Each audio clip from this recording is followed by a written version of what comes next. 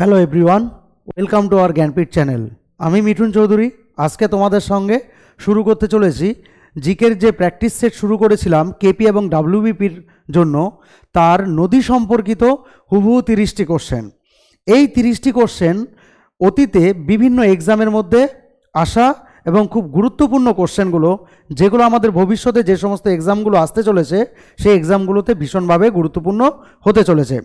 আমরা নদীর আগে বিষয়ভিত্তিক যে গুরুত্বপূর্ণ আলোচনাগুলো করেছিলাম, অর্থাৎ পূর্ব বাহিনী নদী, পশ্চিম বাহিনী নদী, আমাদের উত্তর বাহিনী নদী সম্পর্কে। এছাড়া আমরা কি আলোচনা করেছিলাম নদী সম্পর্কিত বিভিন্ন জলপ্রপাতগুলো এবং নদীকে কাজে লাগিয়ে যে বহুমুখী পরিকল্পনাগুলো ঘটেছিল সেই পরিকল্পনা সম্পর্কেও আমরা কিন্তু ভিডিও আপলোড করেছি। তোমরা যারা আমাদের চ্যানেলকে ফলো করো তারা অবশ্যই এই ভিডিওটা গুরুত্ব সহকারে দেখবে এবং যদি ভালো লাগে অবশ্যই সেটাকে শেয়ার করে দেবে। আর যারা সাবস্ক্রাইব করোনি সাবস্ক্রাইব করে নেবে নেক্সট ভিডিও পাওয়ার জন্য। চলো শুরু করি নদী সম্পর্কিত আজকে কোশ্চেনগুলো। বলছে নিচের কোন নদী অববাহিকাটির ক্ষেত্রফল অধিক? এখানে যে অপশান আছে সেই অপশান অনুযায়ী তৈরি হবে। তাহলে দামোদর, তাপ্তি, নর্মদা, মহানদী। তাহলে অ্যান্সার কী হবে? মহানদী। আমরা অববাহিকা সম্পর্কে আগে কিন্তু আমাদের ক্লাসের মধ্যে আলোচনা করেছিলাম। যদি অববাহিকা দিয়ে আসে কোশ্চেন আসে যে ভারতের বৃহত্তম অববাহিকা কোনটি, তাহলে কিন্তু হয়ে যাবে হলো গিয়ে গঙ্গা। তাহলে ভারতের বৃহত্তম যদি নদী অববাহিকা বলে, বৃহত্তম নদী অববাহিকা হয়ে যাবে কি? গঙ্গা। আর যদি পৃথিবীর ক্ষেত্রে বলে পৃথিবীর বৃহত্তম নদী অববাহিকা, তাহলে পৃথিবীর ক্ষেত্রে হয়ে যাবে কি? আমাজন। আর যদি ভারতেরই ক্ষেত্রে বলে, ভারতের উপদ্বীপীয় ভারত বলে, যদি উপদ্বীপীয় ভারত সম্পর্কে বলে তাহলে কিন্তু হয়ে যাবে গোদাবরী। তাহলে এখানে কিন্তু আমরা অনেক কটা কোশ্চেন শিখলাম এখানে, যে নিচের কোন নদী অববাহিকাটির ক্ষেত্রফল বৃহত্তম। তাহলে এই চারটে অপশনের মধ্যে মহানদী। মহানদী কোন রাজ্যে আছে? উড়িষ্যা রাজ্যে। মহানদী কোন রাজ্যে আছে? উড়িষ্যা রাজ্যে।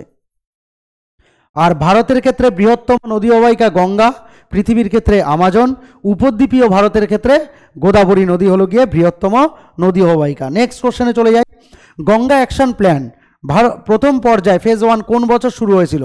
গঙ্গাকে নিয়ে বিভিন্নভাবে পরিকল্পনা করে তাকে শুদ্ধ রাখা এবং গঙ্গার প্রবাহ পথ যাতে ঠিক থাকে সেটা নিয়ে হয়েছিল 1985 সালে। তাহলে প্রথম গঙ্গা অ্যাকশন প্ল্যান প্রথম ফেজটা যেটা শুরু হয়েছিল 1985 সালে শুরু হয়েছিল। নেক্সট, নিচের কোন নদীটি ভারতের একটি পশ্চিম বাহিনী নদীর উদাহরণ?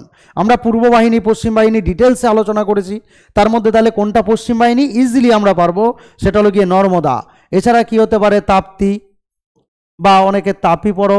তাহলে এই নদীগুলো ছাড়া আরও অনেক অন্যান্য নদী রয়েছে, কিন্তু বাকি যে তিনটে নদী, এই যেখানে স্টার দেওয়া যে তিনটে নদীকে আমি দিচ্ছি ধরো, এগুলো সবই হলো গিয়ে পূর্ব বাহিনী নদী।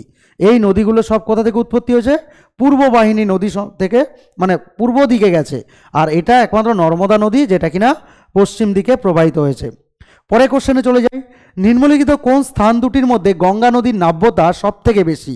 ভীষণ টাফ কোশ্চেন, কিন্তু আমরা যারা একদম ইজিলি ওপর পড়ে যাই তারা কিন্তু এসব কোশ্চেনের উত্তর দিতে পারবো না। তাহলে কিন্তু কোশ্চেনটাকে মনোযোগ সহকারে দেখতে হবে। কোন স্থান দুটির মধ্যে গঙ্গা নদীর নাব্যতা সব থেকে বেশি হয়? গঙ্গা নদী এমনিতেই প্রচুর পরিমাণে পলি পরিবহন করে, তার জন্য গঙ্গার নাব্যতা দিনে দিনে কমে যাচ্ছে। তাহলে এখানে যতগুলো জায়গা আছে তার মধ্যে এলাহাবাদ আর হলো গিয়ে হলদিয়া, এই দুটো জায়গার মধ্যে হলো গিয়ে গঙ্গা নদীর নাব্যতা সব থেকে বেশি। নেক্সট কোশ্চেনে চলে যাই। কোন পর্বতের অন্তর্গত অমরকণ্টক উচ্চভূমি থেকে নর্মদা নদীর উৎপত্তি হয়েছে? সেটা কি হবে? মৈকাল। তাহলে অমরকণ্টক যে উচ্চভূমি রয়েছে তার মৈকাল পাহাড় থেকে হলো গিয়ে নর্মদা নদীর উৎপত্তি হয়েছে। পরে কোশ্চেনে চলে যাই।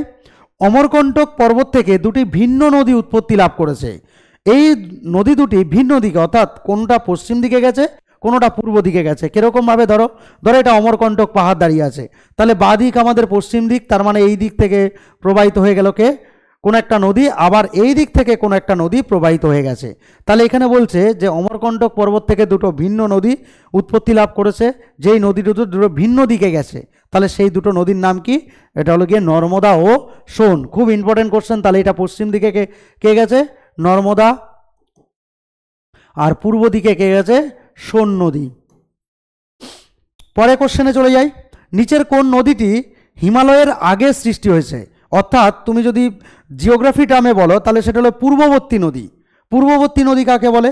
কোনো নদী তার উৎপত্তি হওয়ার পর যদি কোনো রকম ভূ উত্থান ঘটে তাহলে সেই ভূ উত্থানকে সে নিজের মতো করে কেটে তার অবস্থানকে বজায় রাখতে সক্ষম হয়, তাকে আমরা পূর্ববর্তী নদী বলতে পারি। তাহলে এখানে কোন নদীটি হিমালয়ের আগে সৃষ্টি হয়েছে? সেটা হলো শতদ্রু নদী। এই শতদ্রু নদী হিমালয় পর্বতের সৃষ্টির আগে ছিল। নিচের কোন নদীগুলির মধ্যে কোনটি গঙ্গার উপনদী নয়? সোন, গোমতী, গণ্ডক, সুবর্ণরেখা। তাহলে অ্যান্সার কী হবে? সুবর্ণরেখা, যেটা কিনা গঙ্গার উপনদী নয়। নিচের কোন নদীটি কাশ্মীর উপত্যকার মধ্য দিয়ে গেছে? কাশ্মীর উপত্যকা, যেই কাশ্মীর আমাদের ভারতবর্ষে বলা হয় পৃথিবীর ভূস্বর্গ বলা হয়, বা বলতে পারো ভারতের সুইজারল্যান্ড কাকে বলে? কাশ্মীরকে বলে। ভীষণ সুন্দর জায়গা, যারা তোমরা ঘুরতে যাওনি অবশ্যই ঘুরতে যাবে, কিন্তু সাবধানে। আমরা জানি কাশ্মীর সবসময় একটু বিশৃঙ্খল থাকে, যদিও আমাদের ভারতবর্ষের সেনাবাহিনী খুব সুন্দরভাবে কাশ্মীরকে সাজিয়ে গুছিয়ে রাখতে সক্ষম হয়েছে, তবুও তাহলে নিচের কোন নদীটি কাশ্মীর উপত্যকার মধ্য দিয়ে প্রবাহিত হয়েছে? সেটা হলো গিয়ে ঝিলম নদী। এই ঝিলম নদী কাশ্মীর উপত্যকার মধ্য দিয়ে প্রবাহিত নদী। এই ঝিলমের তীরেই কিন্তু কাশ্মীর উপত্যকা অঞ্চলে কিন্তু কি আছে? কারেওয়া মৃত্তিকা আছে। কারেওয়া মৃত্তিকা, তাহলে কারেওয়া মৃত্তিকা কোথায় পাওয়া যায়? কাশ্মীর উপত্যকা অঞ্চলে। তাহলে সেটা কোথায় পাওয়া যায়? কাশ্মীর উপত্যকা অঞ্চলে। কিসের জন্য বিখ্যাত? জাফরান চাষের জন্য বিখ্যাত। জাফরান চাষের জন্য কাশ্মীর উপত্যকা কিন্তু বিখ্যাত জায়গা। নেক্সট কোশ্চেন, নিম্নলিখিত কোনটি বা কোনগুলি ব্রহ্মপুত্রের উপনদী? ডিবং, কামেং, লোহিত। তাহলে ব্রহ্মপুত্রের উপনদী কোনটা? তাহলে এখানে আমরা তিনটে নদীকেই কিন্তু আমরা পাচ্ছি ব্রহ্মপুত্রের উপনদী, অর্থাৎ ডিবংও ব্রহ্মপুত্রের উপনদী, কামেং ব্রহ্মপুত্রের উপনদী এবং লোহিত। তার মানে 1, 2, 3, এটা হলো গিয়ে ডি হবে অপশান, এটা ঠিক। তাহলে ব্রহ্মপুত্রের উপনদী এই তিনটেই কিন্তু ব্রহ্মপুত্রের উপনদী। নেক্সট কোশ্চেনে চলে যাই, নিম্নে কয়েকটি নদীর নাম উল্লেখ করা হলো। ভানসাধারা, ইন্দ্রাবতী, প্রাণহিতা, পেন্নার। উল্লেখিত কোন নদীগুলি গোদাবরী নদীর উপনদী? তাহলে এখানে কিন্তু হবে কি? ইন্দ্রাবতী ও প্রাণহিতা। ইন্দ্রাবতী ও প্রাণহিতা হলো গিয়ে গোদাবরী নদীর, এখানে বলছে গোদাবরী নদীর উপনদী। তাহলে অপশান কোনটা হচ্ছে? 2 এবং 3, অর্থাৎ ডি অপশানটা ঠিক হচ্ছে। ইন্দ্রাবতী ও প্রাণহিতা হলো গিয়ে গোদাবরীর উপনদী। নেক্সট, নিম্নলিখিত কোন জোড়াটি সঠিক? হারিকে জলাভূমি বিপাশা ও শতদ্রুর সঙ্গমের মধ্যে অবস্থিত। কেওলা দেওয়া ঘানা জাতীয় উদ্যান বাঁশ ও চম্বল নদীর সঙ্গম। কোলেরু হ্রদ মুসি ও কৃষ্ণা নদীর সংযম। আমরা যারা পড়াশোনার মধ্যে রয়েছি তারা কিন্তু জানি কোন জায়গাটা কোন নদীর বা কোন জলাভূমিটা কার মধ্যে অবস্থিত।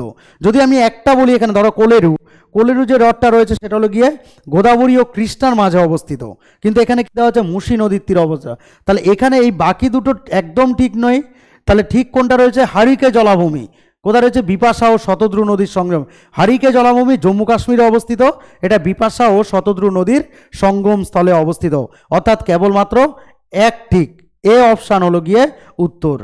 নেক্সট কোশ্চেনে চলে যাই, নিচে কয়েকটি নদীর নাম উল্লেখ করা হলো। বারাক, লোহিত, সুবর্ণশিরি।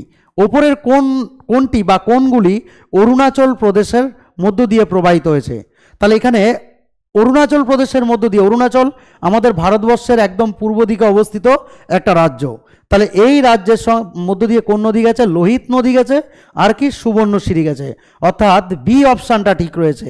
2 এবং 3 যে বি অপশান রয়েছে সেটা হলো গিয়ে ঠিক উত্তর, যে কিনা অরুণাচল প্রদেশের মধ্য দিয়ে লোহিত এবং সুবর্ণশিরি নদীটা গেছে। কোথায় এসছে দেখো এই কোশ্চেনটা?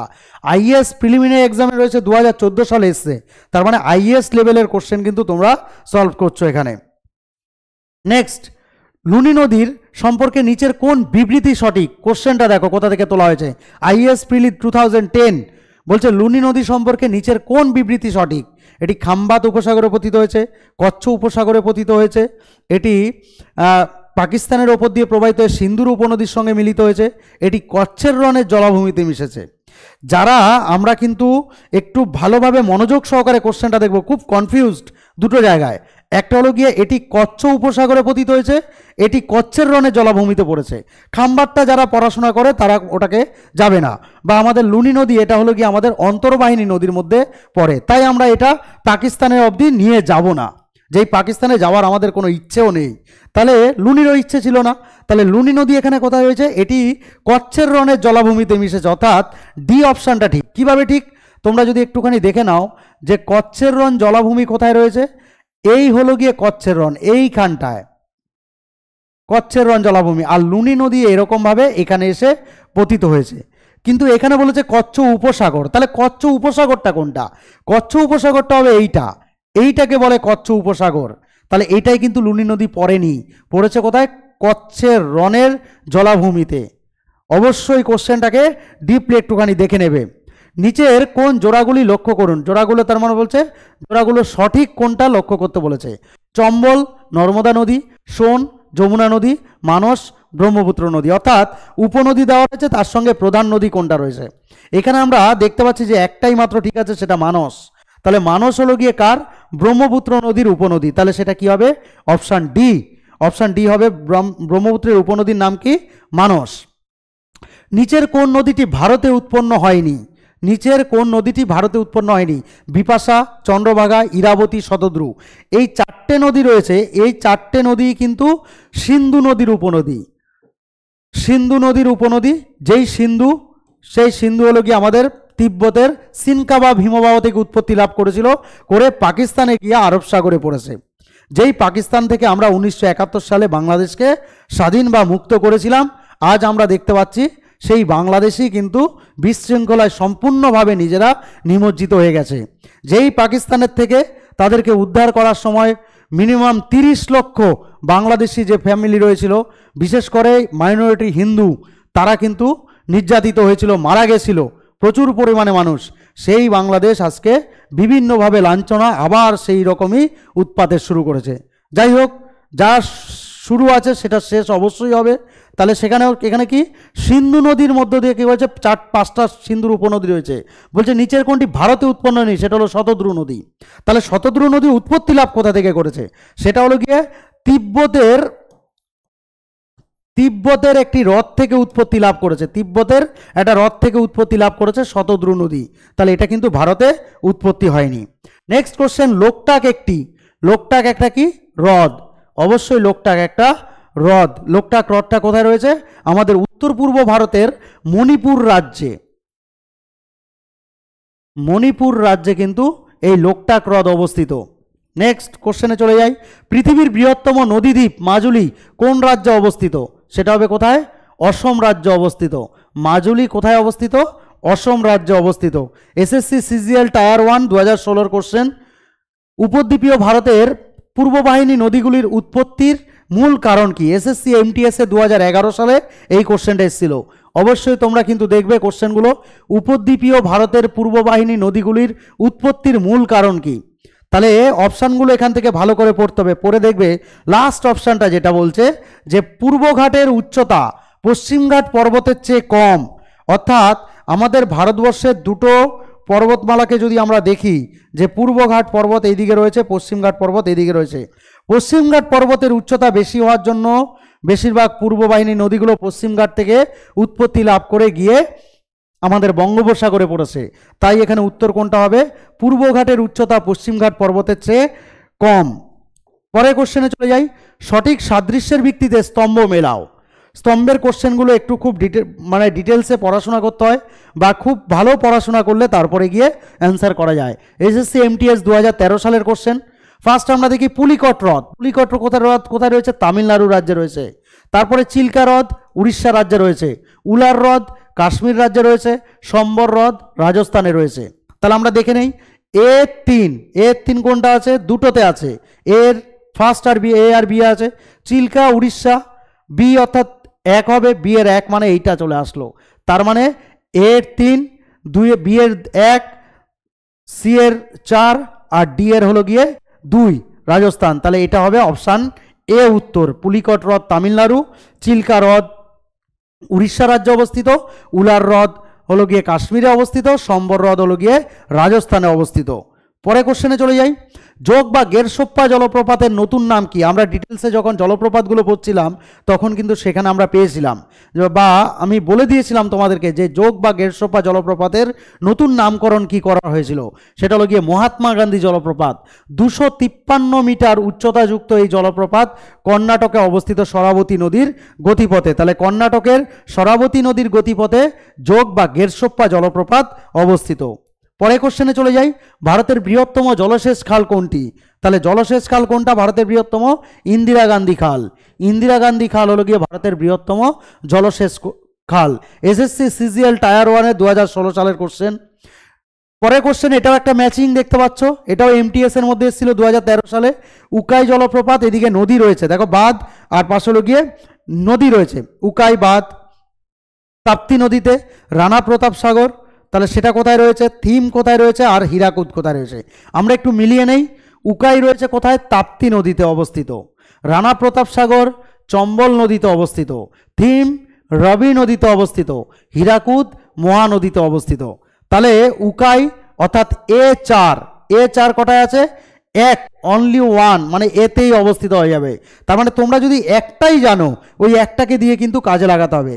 যেমন ধরো হীরাকুদ, ডি কোথায় আছে? মহানদীতে। ডি কটা আছে? একটাই আছে। তার মানে উত্তর কি হবে? এ। তার মানে বিরাট কিছু কিন্তু বসে ভাবার ব্যাপার নেই, আমরা যদি সঠিক জানি তাহলে জানাটাকে আমাদেরকে কাজে লাগাতে হবে। নেক্সট, ভারতের বৃহত্তম হ্রদ কোনটি? ভারতের বৃহত্তম হ্রদ প্যাংগং, কোলেরু, পুলিকট, উলার। তাহলে ভারতের বৃহত্তম হ্রদ কিন্তু উলার। যদি মিষ্টি জলের হ্রদ ধরো, উলার ভারতের বৃহত্তম হ্রদ কোথায় রয়েছে?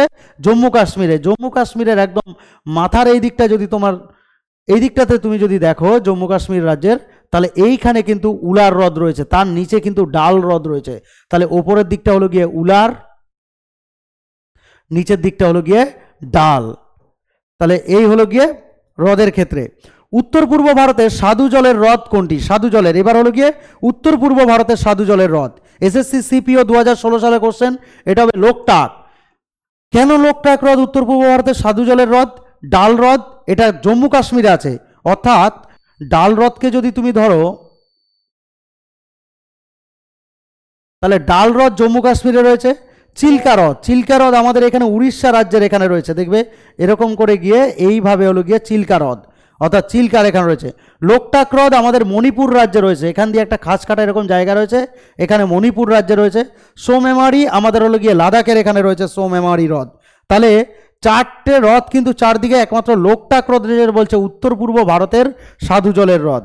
নেক্সট কোশ্চেনে চলে যাই, ভারতের কোন নদী ভারতের 4টিরও বেশি রাজ্যের ওপর দিয়ে প্রবাহিত হয়েছে? সিন্ধু, গঙ্গা, ব্রহ্মপুত্র, দামোদর। তাহলে সেটা হবে কি? গঙ্গা নদী। এটা ইজি কোশ্চেন, কিন্তু অবশ্যই কিন্তু দেখো এটা বিরাট বড় এক্সামে আসা কোশ্চেন। এই ইজি কাদের জন্য? যারা অবশ্যই পড়াশোনা করবে। নেক্সট কোশ্চেনে চলে যাই, নদী উপত্যকার এই ধার বরাবর যে ক্ষয় দেখা যায়, অর্থাৎ নদী উপত্যকার ধার বরাবর যে ক্ষয়টা দেখা যায়, সেই ক্ষয়টাকে কি বলা হয়? ল্যাটেরাইট কোরেশন, সাইড কোরেশন, ভার্টিক্যাল কোরেশন, মিন কোরেশন। তাহলে অ্যান্সার কি হবে? ল্যাটেরাইট কোরেশন। আমরা ল্যাটেরাইট মাটিতে মূলত ক্ষয়ের প্রবণতা সব থেকে বেশি, রিল ক্ষয়, গালি ক্ষয়, নালি ক্ষয়, যে সমস্ত ক্ষয়গুলো দেখি, তাহলে তার সঙ্গে মিলিত হয়ে কি? ল্যাটেরাইট কোরেশন। ভারতের উচ্চতম বাঁধ কোনের? সেটা হলো গিয়ে তেহরি বাঁধ। ভারতের উচ্চতম বাঁধের নাম কি? তেহরি বাঁধ। তেহরি বাঁধ কোথায় রয়েছে? উত্তরাখণ্ড। উত্তরাখণ্ড যে রাজ্য রয়েছে আমাদের ভারতবর্ষের মধ্যে, একদম আমাদের উত্তরপ্রদেশের কে ভাগ করে যে রাজ্যটা গঠন হয়েছে, উত্তরপ্রদেশ ভেঙে গিয়ে উত্তরাখণ্ড রাজ্য হয়েছে। এই উত্তরাখণ্ড রাজ্যে ভাগীরথী নামে যে গঙ্গা রয়েছে আর কি, ভাগীরথী যেখানে, সেটাও এখানে এই তেহরি বাঁধ অবস্থিত। তাহলে ভারতের উচ্চতম বাঁধের নাম কি? তেহরি বাঁধ। নেক্সট, গঙ্গা, ভাগীরথী, হুগলি নদীতে গঠিত ন্যাশনাল ওয়াটারওয়েজ কোনটি? তাহলে গঙ্গা, ভাগীরথী, হুগলি নদীতে যেটা রয়েছে সেটা ন্যাশনাল ওয়াটারওয়েজ কোনটা? এক। ন্যাশনাল ওয়াটারওয়েজ 1 কোথা থেকে আছে? গঙ্গা, ভাগীরথী, হুগলি নদীতে রয়েছে। তোমরা যদি ধরো ওটা কোন জায়গা থেকে, আমাদের হলদিয়া থেকে বারাণসী পর্যন্ত, হলদিয়া থেকে বারাণসী পর্যন্ত, মূলত হলদিয়া টু বারাণসী পর্যন্ত হলো গিয়ে ন্যাশনাল ওয়াটারওয়েজ 1 রয়েছে।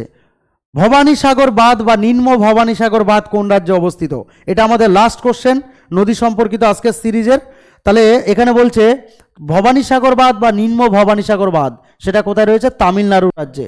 তামিলনাড়ু রাজ্যে এই বাঁধটা রয়েছে, ভবানীসাগর বাঁধ বা নিম্ন ভবানীসাগর বাঁধ।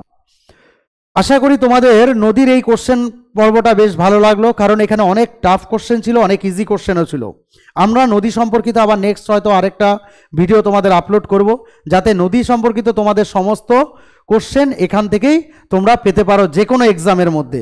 কারণ আমাদের কোশ্চেনের মানগুলো যেমন ছিল ডাব্লিউবিপি, কেপি এই ভিত্তিক, তেমনি কিন্তু আমাদের ডাব্লিউবিসিএস, আবার তোমরা দেখেছো আইএস পরীক্ষা থেকেও আমরা কোশ্চেন নিয়েছি, এসএসসি থেকে নিয়েছি। তাহলে রেলেও কিন্তু এই সমস্ত কোশ্চেনগুলো আসতে পারে, কারণ সারা ভারতবর্ষের নদীকেন্দ্রিক কোশ্চেন ছিল এই সমস্ত কোশ্চেনগুলো। তাহলে নেক্সট ভিডিওতে তোমাদের সঙ্গে দেখা হচ্ছে। তোমরা আমাদেরকে ফলো করতে পারো এই সমস্ত জায়গাগুলোতে। এছাড়া কোনো কোয়ারি থাকলে অবশ্যই এখানে জানবে। আর আমাদের পার্শ্ববর্তী দেশ খুব তাড়াতাড়ি স্থির হয়ে যাক, যাতে মানুষের নিধন ওখানে কমতে থাকে, তার প্রার্থনাই আমরা করব। ভালো থাকো, সুস্থ থাকো। নেক্সট টাইম তোমাদের সঙ্গে আবার দেখা হচ্ছে।